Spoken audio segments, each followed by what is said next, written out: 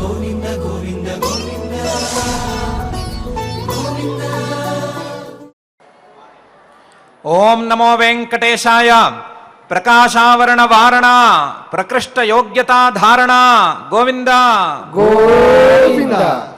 వరవరద విభావం వారిదాభ ప్రభావం వదన వివృత వేదం వీత సర్వ ప్రభేదం వచన విహత భోగం వార్ధికన్యాప్త భాగం విజయదమభివందే వాజితత్వాప్తి కామః అని మహాయోగేశ్వరేశ్వరుడైన శ్రీ వెంకటేశ్వర స్వామి వారిని భక్తిగా ప్రార్థించుకుంటూ పతంజలి మహర్షి గారు రచించిన యోగ సూత్రాల ఆధారంగా యోగ దర్శనాన్ని అధ్యయనం చేసే కార్యక్రమాన్ని ఈ సాయంకాల వేళ ప్రారంభించుకుందాము.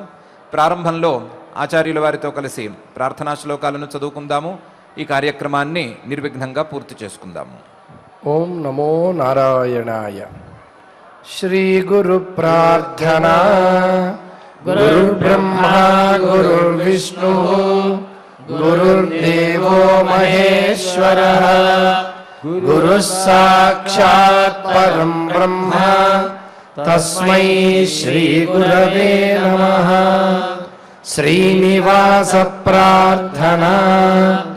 భాస్వచ్చంద్ర సమేయదీయ నయనే భార్యా యదీయా రమా యస్మాద్విశ్వసృడప్యభూద్యమికులం యధ్యానయుక్తం సదా నాథో యో జగతాం నగేంద్రదుహితుః నాథోపి యద్భక్తిమాన్ తాతో యో మదనస్య యో దురితః తం వెంకటేశం భజే.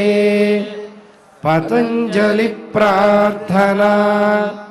చిత్తస్య వృత్తిమనురుధ్య సుసాధనాభిః జీవః సమాధిమధిగచ్చతి యన్మతేన యోగాస్తథా వసుమితా అధియోగశాస్త్రం येनाश्रिता मम पतञ्जलये नमोऽस्मै.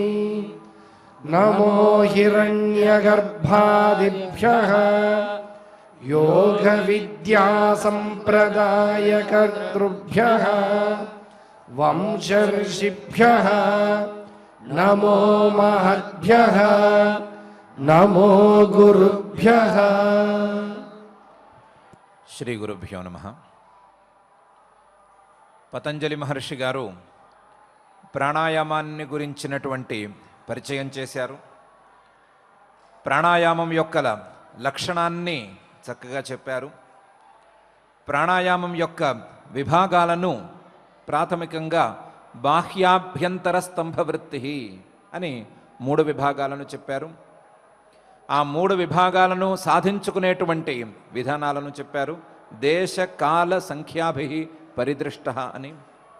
ఆ విధానాలు క్రమక్రమంగా అలవాటు పడుతూ ఉండగా ప్రాణాయామం సిద్ధించేటువంటి పరిస్థితిని కూడా దీర్ఘ సూక్ష్మ అని చెప్పారు.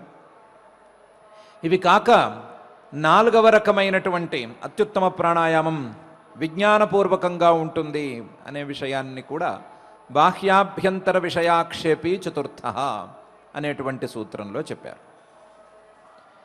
చెప్పిన తర్వాత 2వ పాదంలోని 52వ సూత్రంలో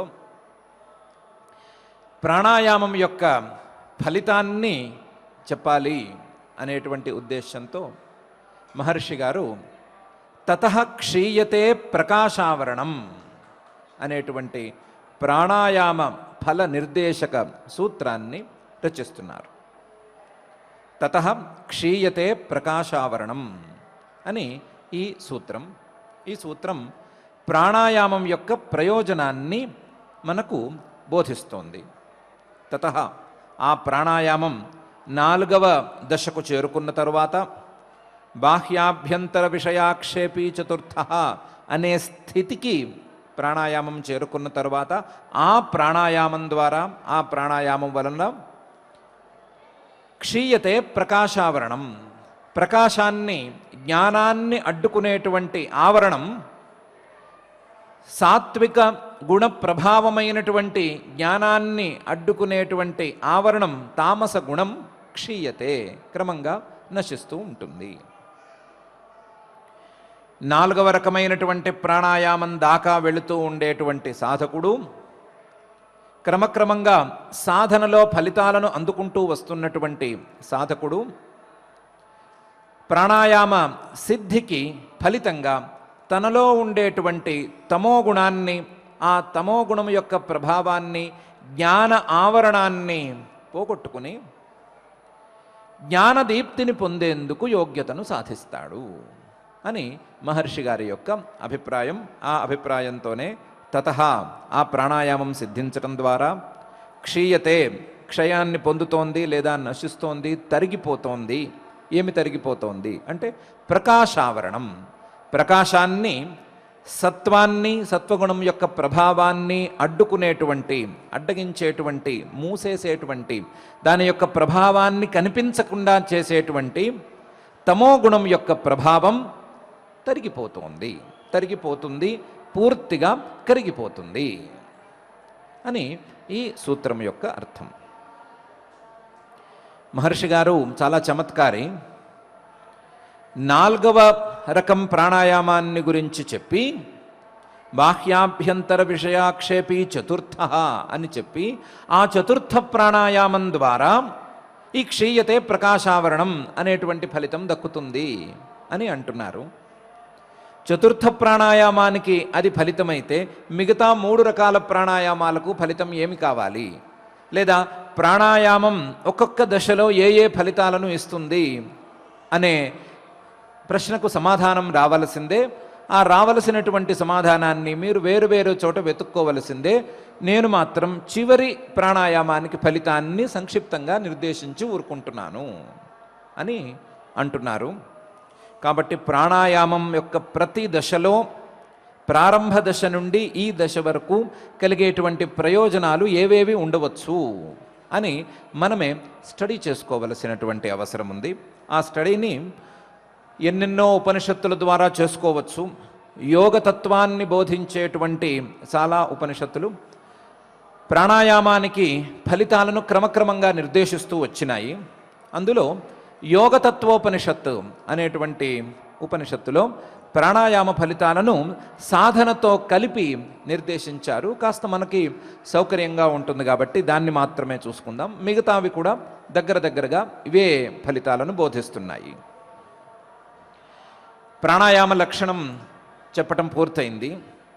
ప్రాణాయామానికి ఎలా కూర్చోవాలి, ఎలా ప్రాణాయామం చేయాలి, ఏమి నాడి, ఏ నాడులోంచి గాలి తీసుకోవాలి, ఏ నాడులోంచి విడిచిపెట్టాలి, ఇవన్నీ పూర్తయినాయి.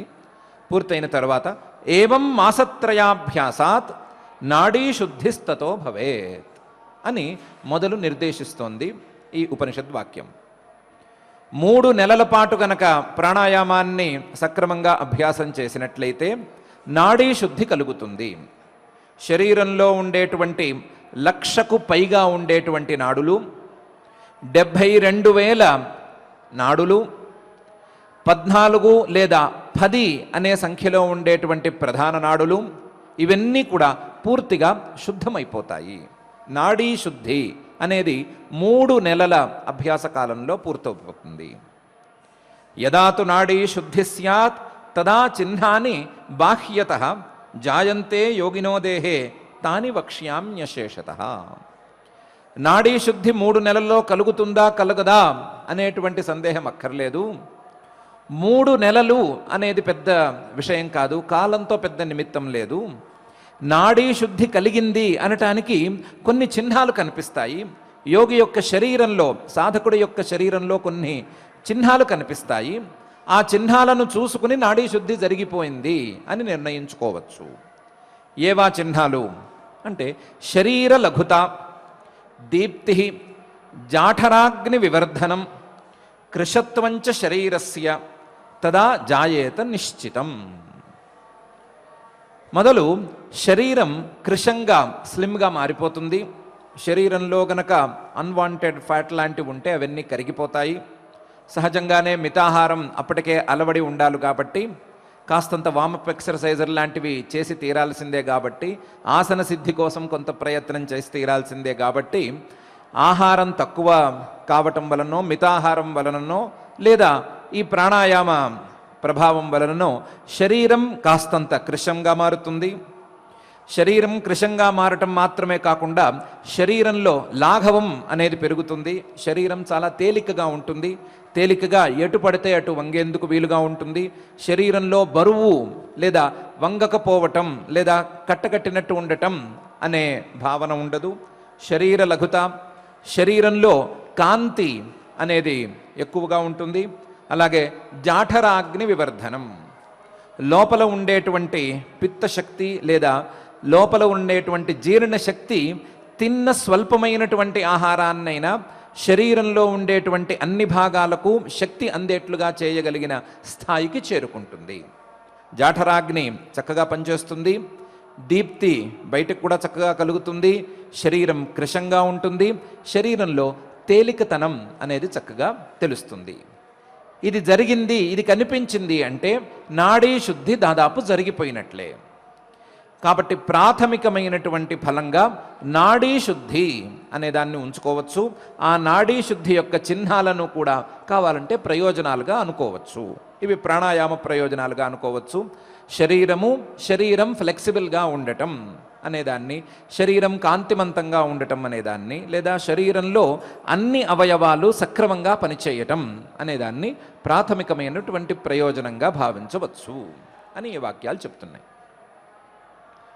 3 నెలలో లేదా ఈ చిహ్నాలు కనిపించేంత వరకు అభ్యాసం బాగా సాగిన తరువాత మరింత ఆహార నియమాలను, మరింత ఇతర నియమాలను బాగా అలవర్చుకుని, నియమాల యొక్క స్టాండర్డ్స్ని పెంచుకుని, ఇంకా కూడా పైపైన అభ్యాసాలను చేసుకున్నట్లయితే భగవద్గీతలో పరమాత్మ చెప్పినట్లుగా సాత్వికమైనటువంటి ఆహారాలను మాత్రమే, సాత్విక ఆహారాలలో కూడా ఇంకా లఘువైనటువంటి ఆహారాలను మాత్రమే, అందులో కూడా శరీర లాఘవానికి పనికొచ్చేటువంటి అతి సంక్షిప్తమైన ఆహారాలను మాత్రమే తీసుకుని ఇతర నియమాలను కూడా సక్రమంగా పాటిస్తూ ప్రాణాయామాభ్యాసాన్ని పైకి సాగించినట్లయితే యథేష్ట ధారణాద్వాయో సిద్ధ్యేత్ కేవల కుంభక. ఈ అభ్యాసం పైకి పోగా పూరక రేచకాలతో సంబంధం లేకుండా కేవల కుంభక ప్రాణాయామం అనేది సిద్ధిస్తుంది. కేవలే కుంభకే సిద్ధే రేచ పూర వివర్జితే నతస్య దుర్లభం కించిత్ త్రిషు లోకేషు విద్యతే. ఈ కేవల కుంభక ప్రాణాయామాన్ని సాధించటం కోసమే ఇన్నాళ్ళు ఈ నాడీ శుద్ధి కోసం చేసేటువంటి ప్రాణాయామాలు, అలాగే రేచక ప్రాణాయామం, కుంభక ప్రాణాయామం, రేచక పూర్వక కుంభక ప్రాణాయామం లాంటి ప్రాణాయామాలు చేస్తూ వస్తున్నారు. ఈ కేవల కుంభకం అనేది సిద్ధించింది కనుక రేచక పూరక వర్జితమైన కేవల కుంభక ప్రాణాయామం అనేది సిద్ధించేసింది కనుక ఆ సిద్ధించినటువంటి కుంభక ప్రాణాయామం ద్వారా యోగి 3 లోకాలలోనూ పొందలేని ప్రయోజనాన్ని కలిగి ఉండడు. యోగి పొందలేని ప్రయోజనం అనేది ముల్లోకాలలో ఉండదు. నతస్య దుర్లభం కించిత్ త్రిషు లోకేషు విద్యతే. అయితే ఈ కుంభకం, కేవల కుంభకం ఇవన్నీ సక్రమంగా సిద్ధిస్తున్నాయా లేవా అనేది ఏ చిహ్నాల ద్వారా తెలుసుకోవాలి? ఇంతకుముందు నాడీ శుద్ధికి కొన్ని చిహ్నాలు చెప్పారు కదా, కేవల కుంభక సిద్ధికి చిహ్నాలు ఏమిటి అని అడిగితే దానికి ఉపనిషద్వాక్యం చెప్తోంది, ప్రస్వేదో జాయతే పూర్వం మర్దనం తేన కారయేత్ తతోపి ధారణాద్వాయో క్రమేణైవ శనై. ముందు ఒళ్ళంతా చెమటలు చక్కగా పడతాయి, దుర్గంధం లేనటువంటి చెమటలు పడతాయి. మితాహారం, సాత్వికాహారం తీసుకోవటం వలన ఈ చెమటకి ఎక్కువ దుర్గంధం ఉండదు. చెమటగా ఉండవలసినటువంటి అతి స్వల్ప స్థాయిలో ఉండే దుర్గంధం ఏమైనా ఉంటే ఉండొచ్చు సూక్ష్మ స్థాయిలో.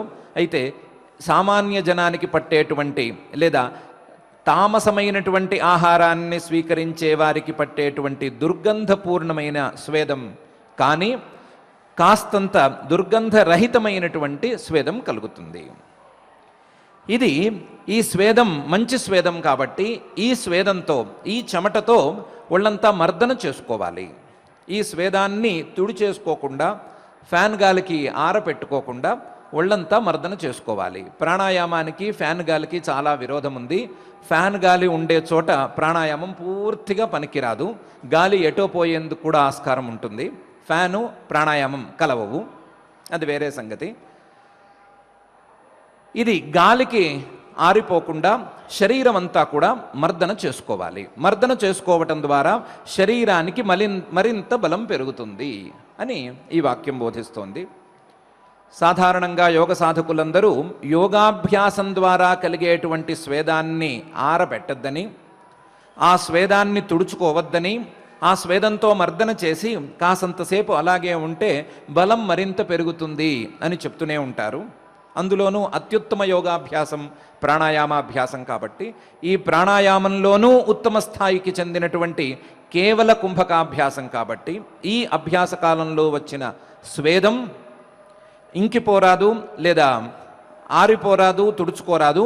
ఈ స్వేదాన్ని బాగా మర్దన చేసి లోపలికి ఇంకేటట్టు చేసుకోవాలి అని ఈ వాక్యం బోధిస్తోంది. బోధించి ఆ ఇంకిపోవటం ఈ పనులతో మళ్ళీ కూర్చోకూడదు, దాన్ని శరీరానికి మర్దన చేసుకోవటంతోనే కాలక్షేపం చేయకూడదు. తతోపి ఇంకా కూడా పైన సాధన చేసుకోవాలి.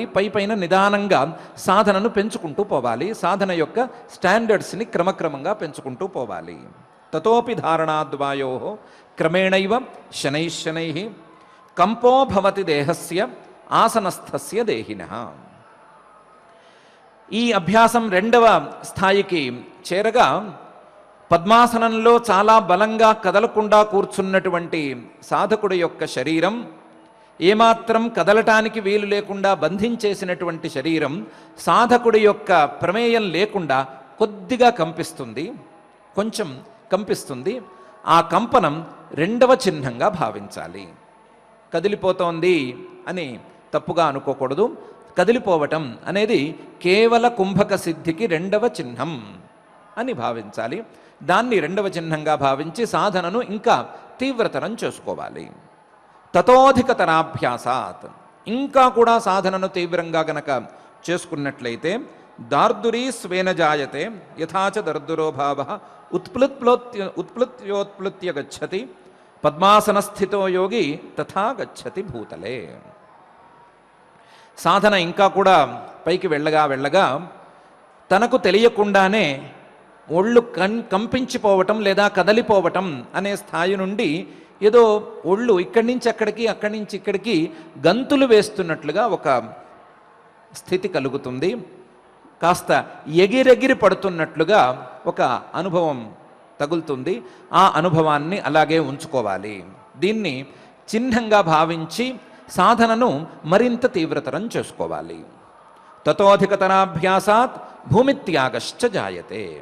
ఇంకా కూడా గనక సాధన ముందుకు వెళ్ళినట్లయితే, తీవ్రమైనటువంటి సాధన వెళ్ళినట్లయితే యోగి తనకు తెలియకుండానే గాలిలోకి కొద్దిసేపు తేలటం అనేది కూడా జరుగుతుంది. భూమిత్యాగశ్చ జాయతే. పద్మాసనస్థ ఏవాసౌ భూమి మృత్సృజ్య వర్తతే. పద్మాసనంలో స్థిరంగా కుదురుకుని ఉండేటువంటి యోగి మెల్లగా గాలిలో తేలుతూ ఉంటాడు. మొదలు శరీరం కంపిస్తుంది, తర్వాత ఎగిరెగిరి పడటం లేదా గంతులు వేసినట్లుగా ఉండటం అనేది ఉంటుంది. మూడవ దశకు వచ్చేసరికి గాలిలోకి లేవటం అనేది కూడా జరుగుతుంది. ఇది సాధ్యమే. ఎవరికైనా సందేహం ఉంటే అభ్యాసం చేసి పరీక్షించి చూసుకోవచ్చు అని చెప్తోంది. అతిమానుష చేష్టాది తథా సామర్థ్యం ఉద్భవేత్. గాలిలోకి తేలటం అనే స్థాయికి చేరుకున్న తర్వాత, ప్రాణాయామం ఇంకా కూడా పైకి వెళ్ళిపోయిన తర్వాత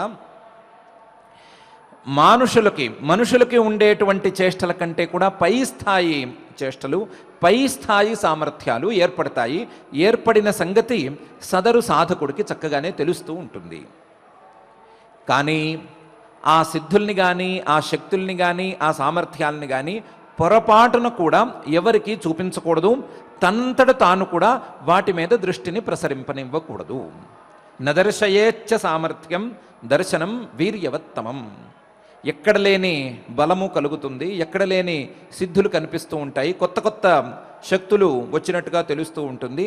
అందులో ఏ శక్తిని ప్రదర్శించకూడదు, ఏ శక్తి తనకు వచ్చింది అని సంతోషించి సాధనను ఆపేయకూడదు.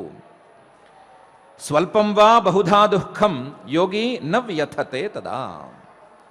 ఇలా తనలో కలిగినటువంటి శక్తులను లెక్క చేయకుండా గనక, సామర్థ్యాన్ని వెల్లడించకుండా గనక సాధన చేసుకున్నట్లయితే ఆ యోగి క్రమక్రమంగా సాధన సిద్ధమవ్వగా, ఆ ప్రాణాయామ సిద్ధి జరుగుతూ ఉండగా ఏ దుఃఖాన్ని అనుభవించనక్కరలేనటువంటి స్థితిని చేరుకుంటాడు. ఏ ప్రపంచంలో ఏ శక్తి ఈ సదరు ప్రాణాయామ సిద్ధుణ్ణి బాధించలేనటువంటి స్థితిని సాధకుడు చేరుకుంటాడు, సిద్ధస్థితిని పొందుతాడు. యోగి నవ్యథతే తదా. ఏ కారణంతోనూ యోగి దుఃఖపడటం అనేది జరగదు. అల్పమూత్ర పురుషశ్చ స్వల్పనిద్రశ్చ జాయతే.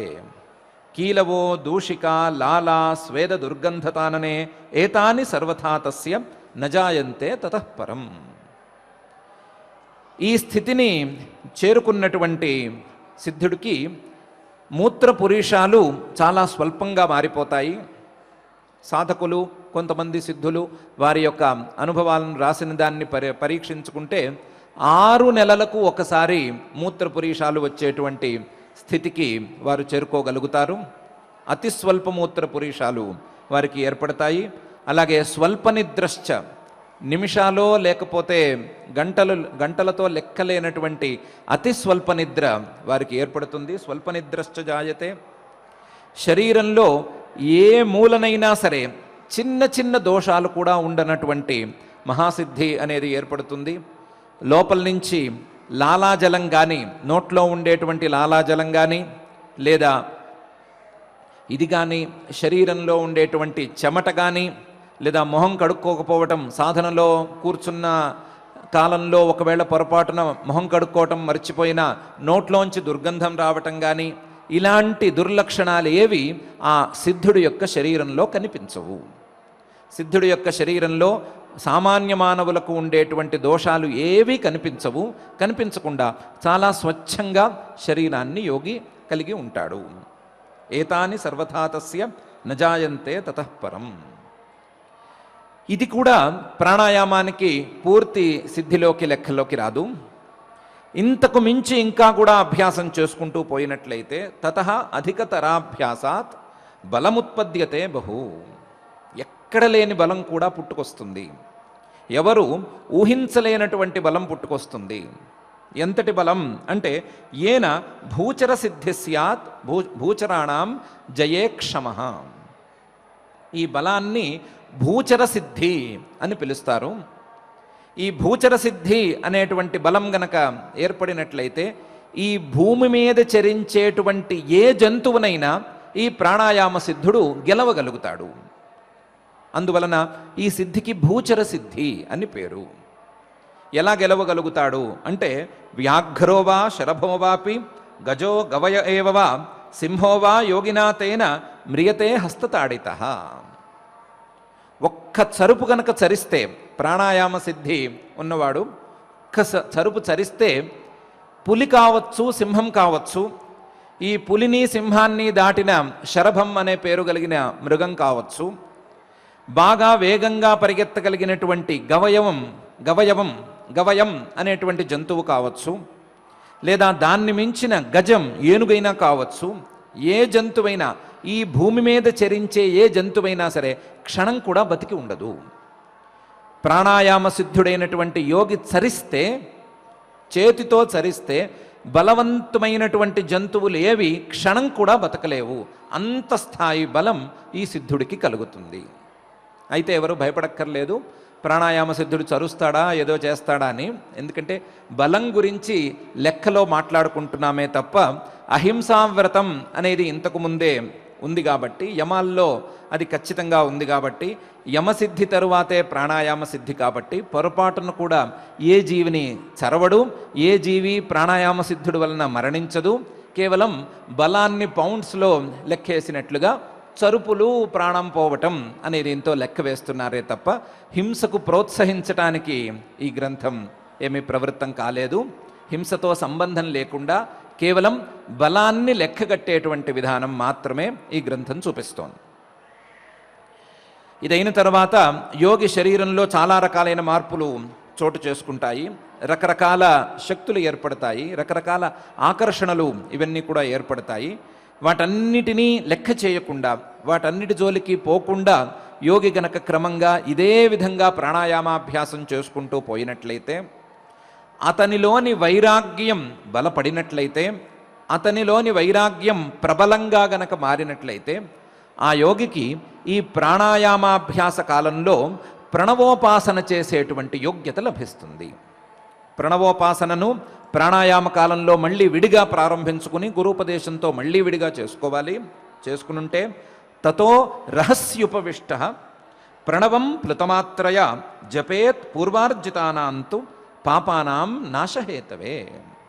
అప్పుడు ఇంతకు ముందు కూర్చున్నటువంటి రహస్య ప్రదేశాల కంటే ఇంకా కూడా రహస్య ప్రదేశానికి వెళ్ళిపోయి, ఇంకా కూడా ఇంటీరియర్ ఫారెస్ట్ లాంటి వాటిల్లోకి వెళ్ళిపోయి, మరి గుహల లోపలికి వెళ్ళిపోయి అక్కడ కూర్చుని ప్రణవంతో ఈశ్వర ప్రణిధానం చేసేటువంటి విధానాన్ని అభ్యసించుకోవాలి.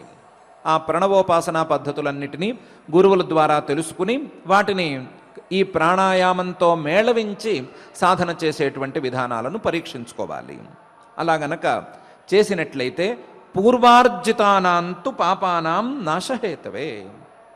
ఇంతకుముందు తాను చేసుకున్నటువంటి జన్మల పాపాలన్నిటినీ ఈ ప్రణవోపాసనతో కలిసినటువంటి ప్రాణాయామ సిద్ధి ద్వారా సదరు సాధకుడు పోగొట్టుకోగలుగుతాడు. ఎన్నో జన్మలలో చేసినటువంటి పాపాలను పోగొట్టుకోవటం అనే ఫలితానికి ముందు అనే ఫలితం ముందు ఇందాక చెప్పుకున్నటువంటి సిద్ధులకు కానీ శక్తులకు కానీ కొంచెం కూడా విలువ లేదు. వాటికి కనీసం అణువంత కూడా విలువ లేదు. ఎన్నో జన్మలలో లెక్కలేనన్ని జన్మలలో చేసినటువంటి లెక్కలేనన్ని పాపాలు, ఆ పాపాలన్నిటినీ కూడా ఈ క్షణాన పోగొట్టుకోగలుగుతాడు. దానికోసం క్రమక్రమంగా ఈ దృఢతరమైనటువంటి అభ్యాసాన్ని చేయవలసి ఉంటుంది. సర్వవిఘ్నహరో మంత్ర ప్రణవ సర్వదోష. అక్కడ నుంచి తన యోగాభ్యాసానికి కానీ తన యొక్క జ్ఞానాభ్యాసానికి కానీ ఉండేటువంటి విఘ్నాలన్నిటినీ సాధకుడు తొలగించుకోగలుగుతాడు. తనకు ఉండేటువంటి విఘ్నాలన్నిటినీ పోగొట్టుకుని సాధనలో చాలా వేగంగా ముందుకు పరిగెత్తగలుగుతాడు. సర్వవిఘ్నహరో మంత్ర ప్రణవ సర్వదోష. దోషాలన్నిటినీ, తనలో ఉండేటువంటి దోషాలన్నిటినీ పోగొట్టుకోగలుగుతాడు. తనలో ఉండేటువంటి విఘ్నాలన్నిటినీ తొలగించుకోగలుగుతాడు అని ఈ వాక్యం బోధిస్తోంది. ఈ వాక్యం శరీరంలో ఉండేటువంటి సాధారణ ప్రయోజనాలతో మొదలుపెట్టి శరీరంలో ఉండేటువంటి కొంచెం అసాధారణ శక్తులతో కొంచెం ముందుకు వెళ్ళి శరీరంలోనే కనిపించేటువంటి అత్యసాధారణమైనటువంటి లక్షణాలను చూపించి వాటిని దాటినటువంటి ప్రయోజనాలన్నిటినీ చూపించి క్రమక్రమంగా పాపాలన్నిటినీ పోగొట్టుకునే స్థాయికి ఈ ప్రాణాయామ సాధన యోగిని చేరుస్తుంది అని బోధిస్తోంది. ఇలా బోధించటం ద్వారా యోగులు కానీ లేదా మనుషులు కానీ ఎవరైతే పూర్వజన్మలలో పాపాలను చేసుకున్నారో ఆ పాపాల యొక్క కారణమైనటువంటి తమో గుణాన్ని తాము చేసుకున్నటువంటి ఈ పాపాల ద్వారా పెంచుకున్నారో, తామస గుణం యొక్క ప్రభావాన్ని బాగా పేర్చి పెట్టుకున్నారో, అటువంటి వారు గనక ఈ ప్రాణాయామాభ్యాసాన్ని క్రమక్రమంగా చేసుకుంటూ వెళ్ళినట్లయితే తమ యొక్క పాపాలను పోగొట్టుకోగలుగుతారు. తమ యొక్క పాపాలను పోగొట్టుకోగలగటం ద్వారా ఆ పాపాలకు కారణమైనటువంటి తమో గుణం యొక్క ప్రభావాన్ని కూడా తగ్గించుకోగలుగుతారు. పాపాలు పోవటం ఒక ఎత్తు, పాపాలకు కారణమైనటువంటి తమోగుణం యొక్క ప్రభావం తగ్గటం మరొక ఎత్తు. ఈ రెండూ జరగటం ద్వారా తమోగుణ ప్రభావం తగ్గిపోవటం వలన సత్వగుణ ప్రభావం పెరగటం అనేది ఇంకా ఎత్తు.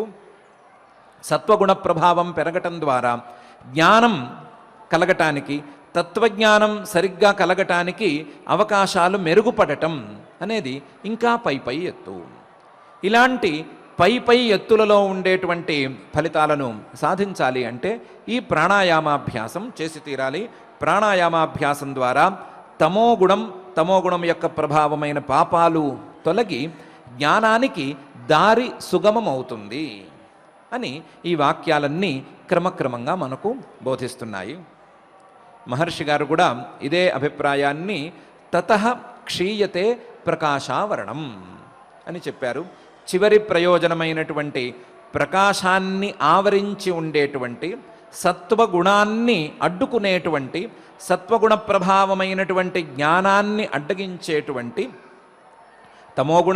తమోగుణ ప్రభావమైనటువంటి పాపకర్మ వీటన్నిటినీ పోగొట్టుకోవటం, వీటన్నిటినీ కరిగించటం అనేది ఈ ప్రాణాయామం యొక్క ఫలితం అని చెప్పారు. ప్రాణాయామం యొక్క చివరి ఫలితాన్ని, ఉపనిషత్తులో చెప్పినటువంటి చివరి ఫలితాన్ని మహర్షి గారు చెప్పారు. ఉపనిషత్తులో క్రమక్రమంగా ఏ దశలో ఏ ఫలితాలు వస్తాయి అనే విషయాన్ని చెప్పారు. మహర్షి గారు చతుర్థ చివరి ప్రాణాయామానికి ఇది ఫలితం అని చెప్పారు. ఇది ఉపనిషద్వాక్యాలలో ఉండేటువంటి ప్రాణాయామ ఫలితం. మహర్షి గారు సూచించదలుచుకున్నటువంటి ప్రాణాయామ ఫలిత బోధకమైనటువంటి ఉపనిషద్వాక్యాల సమాహారం. దాదాపు అన్ని ఉపనిషద్వాక్యాలలో కొద్దిపాటి తేడాలతో ఇదే వరసలో అభ్యాసానికి ఫలితం ఇవన్నీ కూడా ఇలాగే ఉన్నాయి. ఆశ్చర్యంగా వాయు పురాణంలో ఒక చోట ప్రాణాయామ ప్రస్తావన వచ్చింది. ప్రాణాయామ ప్రస్తావన వచ్చినప్పుడు ఆ పురాణంలో ప్రాణాయామం గురించి ముందు చెప్పలేదు.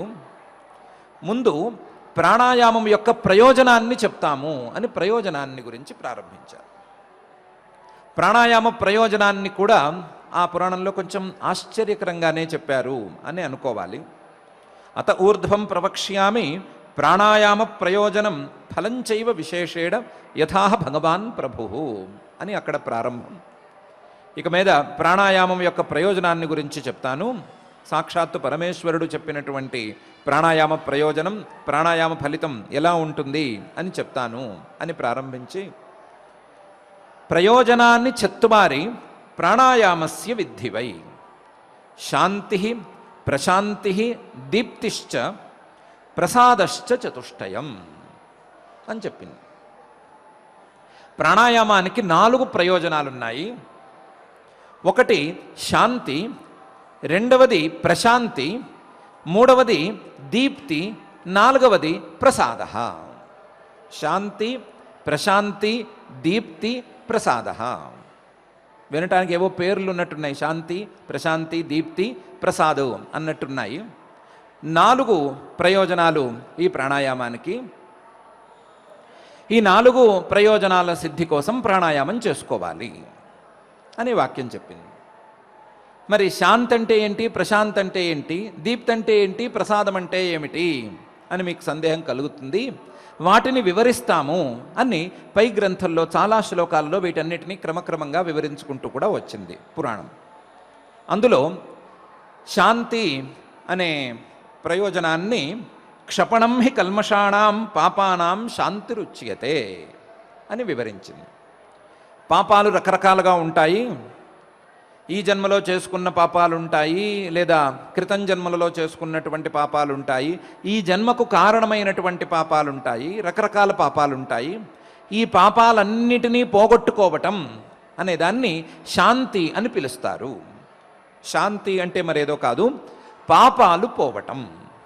ఈ శాంతి అని పిలువబడేటువంటి పాపాలు పోవటం అనే ఫలితం ప్రాణాయామం యొక్క 4 ఫలితాలలో మొదటి ఫలితం. దీనికోసం ప్రాణాయామం చేయాలి. రెండవది ప్రశాంతి అనేటువంటి ఫలితం. ప్రశాంతి అంటే ఏంటి? లోభమానాత్మకానాం హి పాపానామపి సంయమః ఇహాముత్ర హితార్థాయ ప్రశాంతి తప ఉచ్యతే అని ఆ ప్రశాంతి లక్షణాన్ని పురాణం చెప్పింది.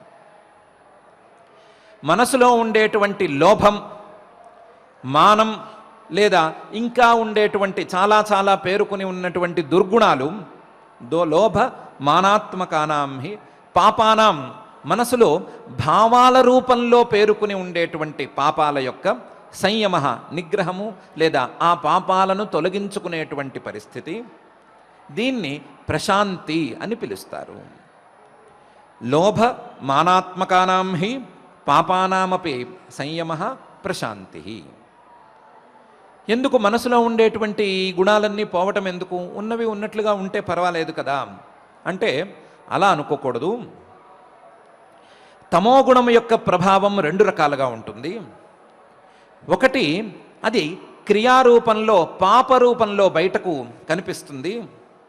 మరొకటి, పాపరూపంలో కనిపించే రూపంలో కాకుండా సూక్ష్మ రూపంలో మనసులోనే తెలియనటువంటి దుర్గుణాల రూపంలో పేరుకుపోతుంది. పాపం బయటకు ఎంతో కొంత క్రియారూపంలో కనిపిస్తుంది, అది ఒక పాపం. కానీ మనసులో పేరుకుని ఉండేటువంటి దుర్గుణాలు మహాపాపం అని అనుకోవాలి. ఇవి కనీసం ఉన్నట్లు కూడా, చేసినట్లు కూడా, ఇవి పనిచేస్తున్నట్లు కూడా ఏమాత్రం అనుమానం కూడా రాదు. ఇటువంటి మహాపాపాలు, మనసులో ఉండేటువంటి దుర్గుణాలు పోవాలి అంటే తప్పకుండా దానికంటూ ఒక ప్రయత్నం చేసి తీరాలి. ఆ పాపాలు పోయిన తరువాతే మానసికమైనటువంటి ప్రశాంతత వస్తుంది. కాబట్టి మానసికమైనటువంటి ప్రశాంతి లేదా ప్రశాంతి అనే ఫలితం కోసం ప్రాణాయామం అనే దాన్ని చేసి తీరాలి. ప్రాణాయామానికి మనసులో ఉండే దుర్గుణాలు పోవటం అనే ప్రశాంతి కూడా ఒక ఫలితం. ఈ ఫలితం ఎందుకు కావాలి అంటే ఇహాముత్రోపభోగాయ, ఈ లోకంలో సుఖంగా ఉండాలన్నా, పై జన్మలో సుఖంగా ఉండాలన్నా, లేదా పై లోకంలో సుఖంగా ఉండాలన్నా, ఎక్కడ సుఖంగా ఉండాలన్నా, ఎక్కడ సవ్యమైనటువంటి ఫలితాలను అందుకోవాలన్నా ఈ మానసిక ప్రశాంతి అనేది చాలా అవసరం. మనసులో దుర్గుణాలు లేకుండా ఉండటం అనేది అవసరం. ఇలాంటి అవసరంగా ఉండే ప్రశాంతిని సాధించటం కోసం ప్రాణాయామ సాధన చేసి తీరాలి. కేవలం ప్రశాంతి అనేది ఇహాముత్రోపభోగాయ అని అనుకోకూడదు. ఈ ప్రశాంతత వస్తేనే ప్రశాంతి తప ఉచ్యతే. పైన ఏమైనా మంచి సాధన చేసుకోవాలన్నా, తపస్సు చేసుకోవాలన్నా ఈ ప్రశాంతి మళ్ళీ బేస్ లైన్గా ఉపయోగిస్తుంది. ఈ ప్రశాంతతే లేకపోతే పైన తపస్సు సాగదు, పైన ఏ సాధన ముందుకు వెళ్ళదు. కాబట్టి ఇలాంటి ప్రశాంతి, ముఖ్యమైనటువంటి ప్రశాంతతను సాధించటానికి, ముఖ్యమైన మనసులోని దోషాలను పోగొట్టుకోవటం అనే ఫలితాన్ని సాధించటానికి ప్రాణాయామం చేసి తీరాలి అని ఈ వాక్యం చెప్తోంది. ప్రాణాయామం యొక్క రెండవ ఫలితంగా ప్రశాంతి అనే మానసిక దోష పరిహరణాన్ని చెప్తోంది. మూడవది దీప్తి అనేటువంటి ఫలితం. ఈ దీప్తి అనేదాన్ని సూర్యేందుగ్రహతారాణం తుల్యస్తు విషయో భవేత్ ఋషీణాంచ ప్రసిద్ధానాం జ్ఞాన విజ్ఞాన సంపదాం అతీతానాగతానాంచ దర్శనం సాంప్రతస్య చ బుద్ధస్య సమతాం యాంతి దీప్తి స్యాత్ తప ఉచ్యతే అనే రెండు శ్లోకాలలో పురాణం పరిచయం చేసింది. దీప్తి అంటే వేరే దీప్తి కాదు, జ్ఞానదీప్తి. జ్ఞానదీప్తి ప్రాణాయామం ద్వారా ఏ విధంగా మనకు అబ్బగలగదు అంటే, మనకు కనిపించేటువంటి సామాన్య విషయాల మీద జ్ఞానం గురించి పెద్దగా మాట్లాడుకోనక్కర్లేదు. మనకు కనిపించటానికి అవకాశం తక్కువగా ఉండేటువంటి సూర్యుడు, చంద్రుడు, గ్రహాలు, తారకలు, నక్షత్రాలు, ఇలాంటి విషయాల మీద జ్ఞానం, అవగాహన చక్కగా పెరుగుతుంది. యోగాభ్యాస మహిమ, ప్రాణాయామాభ్యాస మహిమ వలన మనం తెలుసుకోలేనటువంటి విషయాల మీద అవగాహన చక్కగా పెరుగుతుంది.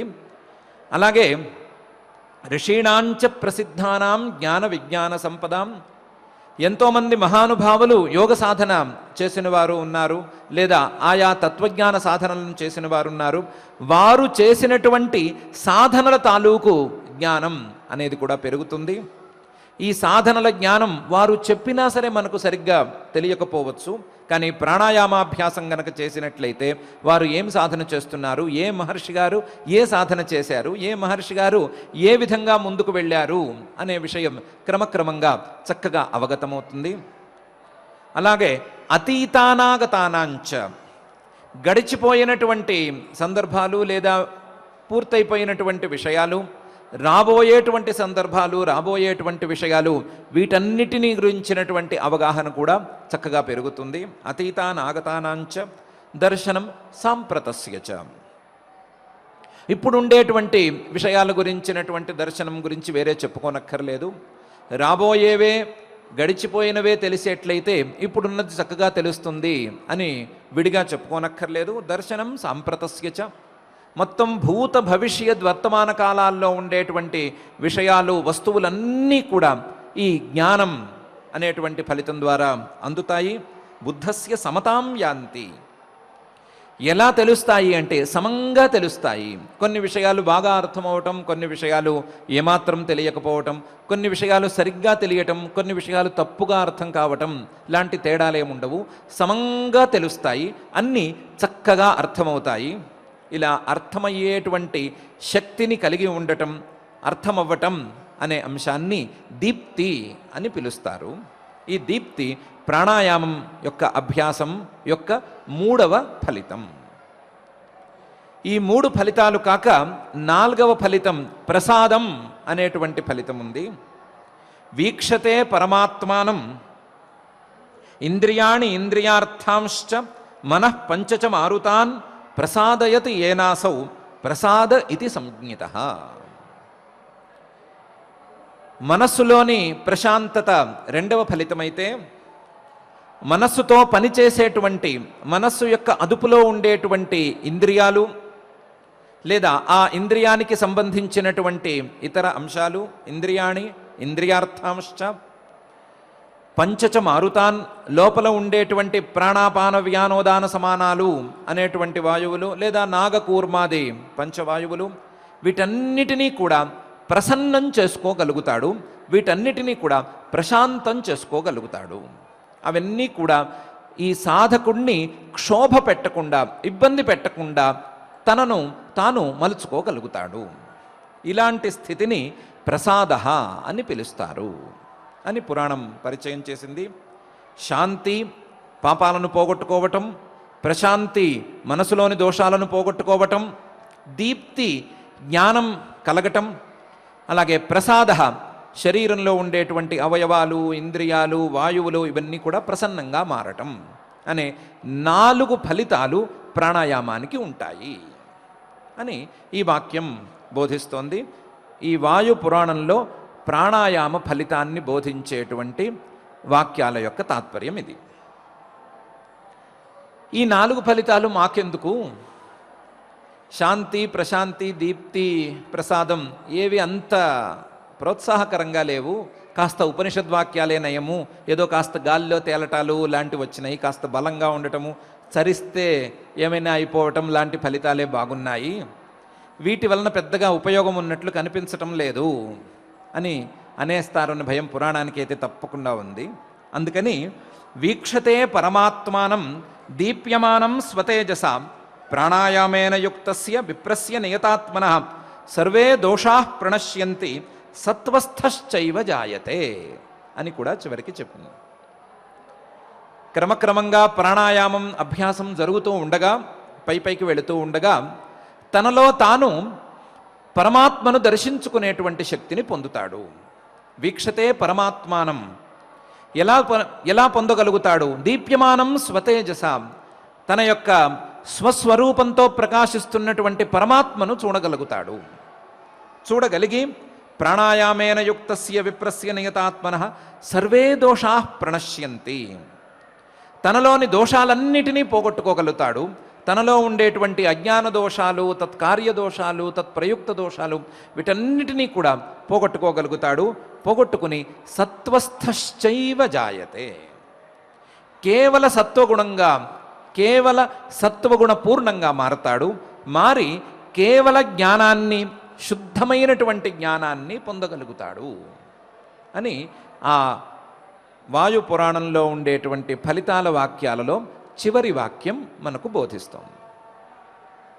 ఈ బోధన ద్వారా కూడా పాపాలను పోగొట్టుకోవటం, మనసులో దోషాలను పోగొట్టుకోవటం, ప్రసన్నంగా ఉండటం, జ్ఞాన దీప్తి కలగటం, కలగటంతో పాటుగా పరమాత్మ సాక్షాత్కారం కలగటం, దోషాలన్నీ పోవటం, పరిశుద్ధమైనటువంటి జ్ఞానం రావటం, సత్వానికి విలువ పెరగటం, తమోగుణాలు లాంటివన్నీ కూడా పూర్తిగా ప్రభావాలను కోల్పోవటం లాంటి ఫలితాలన్నీ కలుగుతాయి అని చెప్పటం ద్వారా ఈ వాక్యం కూడా లేదా ఈ వాక్యాల సమాహారం కూడా తతః క్షీయతే ప్రకాశావరణం అనే ఫలితాన్నే చెప్పినట్లయింది.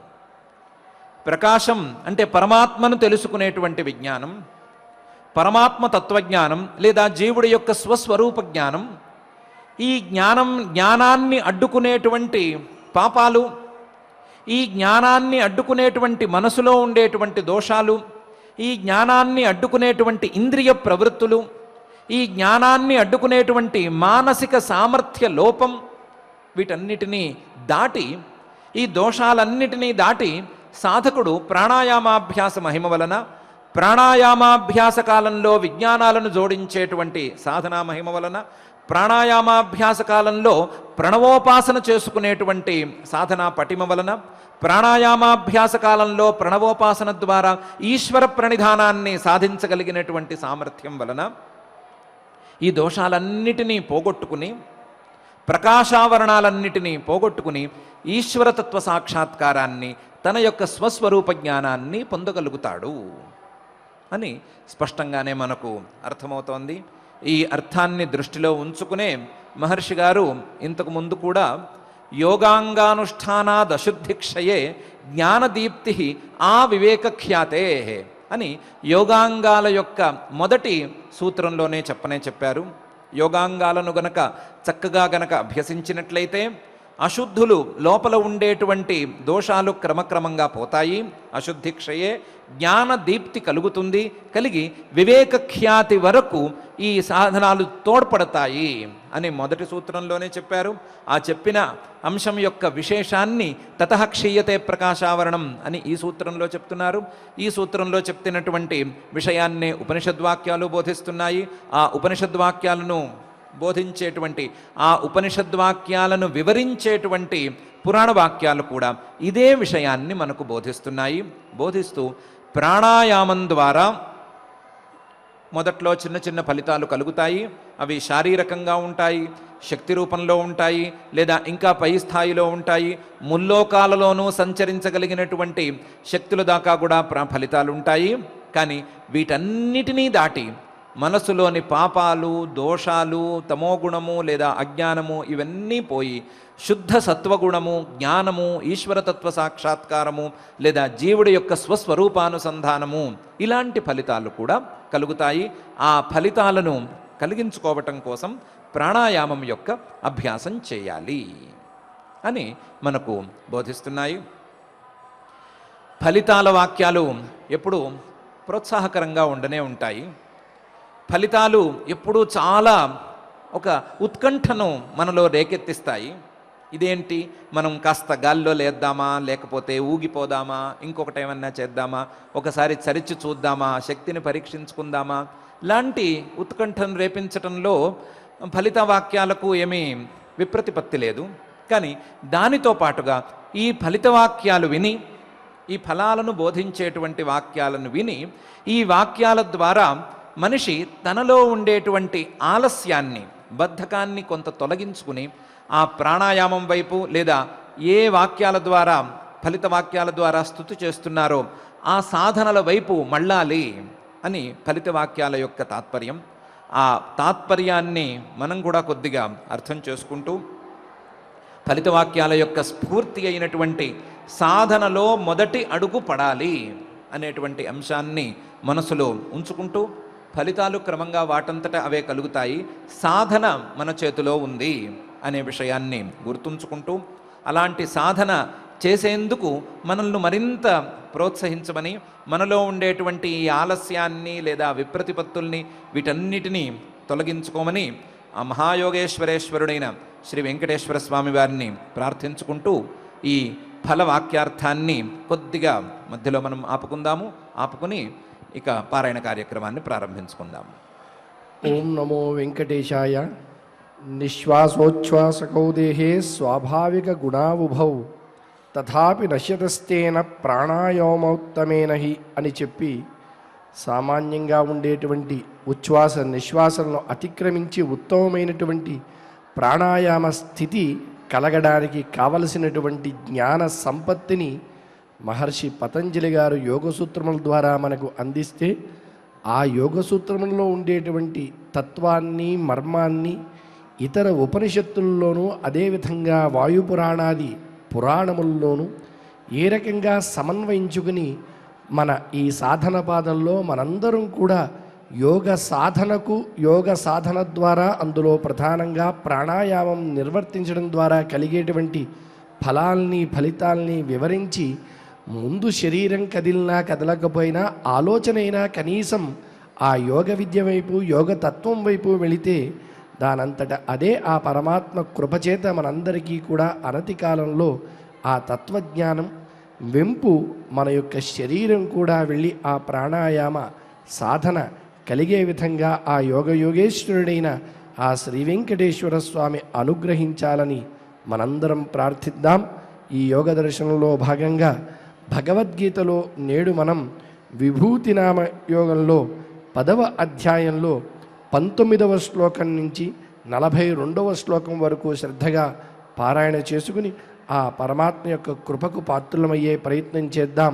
శ్రీకృష్ణ ప్రార్థన దగ్గర నుంచి మంగళాంతం వరకు అందరం శ్రద్ధగా పఠించి మంగళాంతంగా నేటి అధ్యయన కార్యక్రమాన్ని పరిసమాప్తి చేసుకుందాం. శ్రీకృష్ణ ప్రార్థన. వసుదేవసుతం దేవం కంసచాణూరమర్దనం దేవకీ పరమానందం కృష్ణం వందే జగద్గురుం. శ్రీగీతా ప్రార్థనా.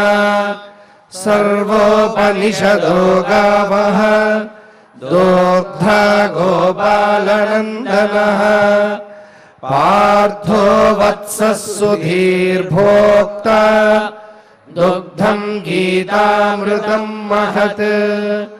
అథ శ్రీమద్భగవద్గీతాసు ఉపనిషత్సు బ్రహ్మ విద్యాయాం యోగశాస్త్రే శ్రీకృష్ణార్జున సంవాదే విభూతినామ యోగే దశమాధ్యాయే శ్లోకాః. శ్రీభగవానువాచ హంతతే కథయిష్యామి దివ్యా హ్యాత్మవిభూతయః ప్రాధాన్యతః కురు శ్రేష్ఠ నాస్త్యంతో విస్తరస్య మే.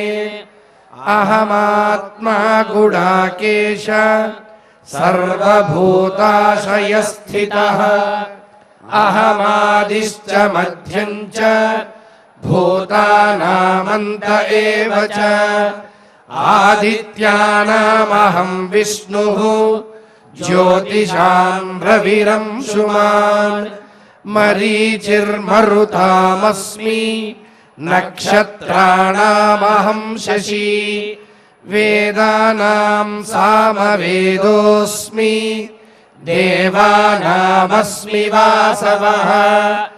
ఇంద్రియాణాం మనశ్చాస్మి భూతానామస్మి చేతన. రుద్రాణాం శంకరశ్చాస్మి విత్తేషో యక్షరక్షసాం. వసూనాం పావకశ్చాస్మి మేరుశిఖరిణామహం. పురోధసాంచ ముఖ్యం మాం విద్ధి పార్థ బృహస్పతిం. సేనానీనామహం స్కందః సరసామస్మి సాగరః. మహర్షీణాం భృగురహం గిరామస్మ్యేకమక్షరం. యజ్ఞానాం జపయజ్ఞోస్మి స్థావరాణాం హిమాలయః. అశ్వత్థः సర్వవృక్షాణాం దేవర్షీణాం చ నారదః. గంధర్వాణాం చిత్రరథః సిద్ధానాం కపిలో మునిః. उच्चैश्रवसमश्वानां विद्धि माममृतोद्भवम् ऐरावतं गजेन्द्राणां नराणां च नराधिपम् आयुधानामहं वज्रं धेनूनामस्मि कामधुक् प्रजानश्चास्मि कन्दर्पः सर्पाणामस्मि वासुकिः अनन्तश्चास्मि नागानां वरुणो यादसामहम् पितॄणामर्यमा चास्मि यमः संयमतामहम् प्रह्लादश्चास्मि दैत्यानां कालः कलयतामहम् मृगाणां च मृगेन्द्रोऽहम् वैनतेयश्च पक्षिणां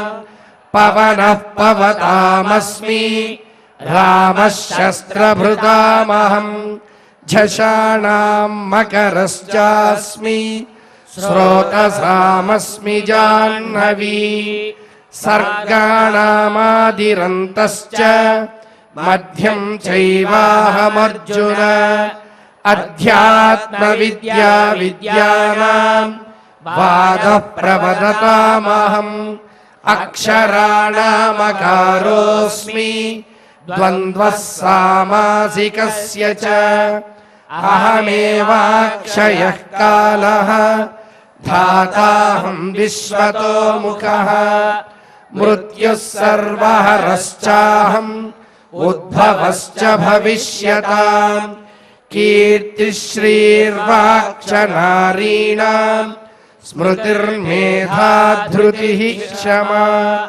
बृहत्साम तथा साम्नां गायत्री छन्दसामहम् मासानां मार्गशीर्षोऽहम् ऋतूनां कुसुमाकरः द्यूतं चलयतामस्मि तेजस्तेजस्विनामहम् जयोऽस्मि व्यवसायोऽस्मि सत्त्वं सत्त्ववतामहम् वृष्णीनां वासुदेवोऽस्मि पाण्डवानां धनञ्जयः मुनीनामप्यहं व्यासः कवीनामुशना कविः दण्डो दमयतामस्मि नीतिरस्मि जिगीषताम् मौनं चैवास्मि गुह्यानां ज्ञानं ज्ञानवतामहम् यच्चापि सर्वभूतानां बीजं तदहमर्जुन न तदस्ति विना यत् स्यात् मया भूतं चराचरम् नान्तोऽस्ति मम दिव्यानां विभूतीनां परन्तप एष तूद्देशतः प्रोक्तः विभूतेर्विस्तरो मया यद्यद्विभूतिमत्सत्त्वं श्रीमदूर्जितमेव वा तत्तदेवावगच्छत्वं मम तेजोंशसम्भवम् अथवा बहुनैतेन किं ज्ञातेन तवार्जुन विष्टभ्याहमिदं कृत्स्नम् एकांशेन स्थितो जगत् इति श्रीमद्भगवद्गीतासु उपनिषत्सु ब्रह्मविद्यायां योगशास्त्रे श्रीकृष्णार्जुनसंवादे विभूतिनामयोगे दशमाध्याये श्लोकाः यत्र योगेश्वरः कृष्णः यत्र पार्थो धनुर्धरः तत्र श्रीर्विजयो भूतिः ध्रुवा नीतिर्मतिर्मम अथ क्षमा प्रार्थना यदक्षरपदभ्रष्टं मात्राहीनं च यद्भवेत् तत्सर्वं क्षम्यतां देव नारायण नमोऽस्तुते। अथ भगवत्समर्पणम् कायेन वाचा मनसेन्द्रियैर्वा बुद्ध्यात्मना वा प्रकृते स्वभावात् करोमि यद्यत् सकलं परस्मै नारायणायेति समर्पयामि। अथ लोकक्षेम प्रार्थना। सर्वे भवन्तु सुखिनः सर्वे सन्तु निरामयाः सर्वे भद्राणि पश्यन्तु मा कश्चित् दुःखभाग् भवेत्। अथ मङ्गलम् श्रियः कान्ताय कल्याणनिधये निधयेऽर्थिनाम् श्रीवेङ्कटनिवासाय श्रीनिवासाय मङ्गलम्।